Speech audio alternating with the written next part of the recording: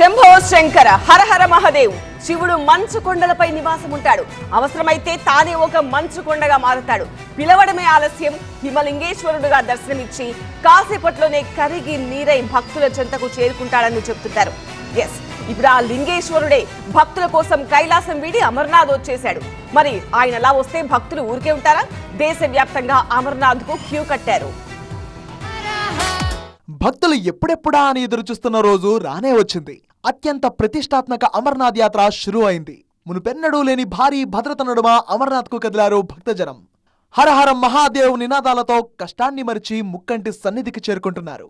ఇవాళ మొదలైన అమర్నాథ్ యాత్ర ఆగస్టు 9 రక్షాబంధంతో ముగుస్తోంది.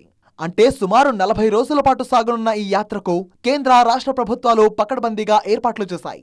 పెహల్గాం దాడి తర్వాత జరుగుతుండటంతో అడుగడుగునా నిఘా పెంచారు. జమ్మూ కాశ్మీర్ లెఫ్టినెంట్ గవర్నర్ మనోజ్ సిన్హా ఇప్పటికే పలుసార్లు సెక్యూరిటీపై సమీక్షలు నిర్వహించి కీలక ఆదేశాలు జారీ చేశారు. పెహల్గాం బాల్తల్లోనైతే చీమ చిటుక్కుమన్నా సరే తెలిసేలా సెక్యూరిటీ ఫుల్ టైట్ చేశారు. ఈసారి అమర్నాథ్ యాత్రికులకు RFID ట్యాగులు ఇచ్చారు. అలాగే ఎలాంటి అవాంఛనీయ సంఘటనలు జరగకుండా నేరస్తులను గుర్తించేందుకు ఫేస్ రికగ్నిషన్ సిస్టమ్ ను కూడా అందుబాటులోకి తెచ్చారు. ఇటు ఆర్మీతో పాటు BSF, CRPF బలగాలతో సెక్యూరిటీని మరింత పటిష్టం చేశారు. అలాగే యాత్ర మార్గాన్ని నో ఫ్లై జోన్ గా ఇప్పటికే ప్రకటించారు.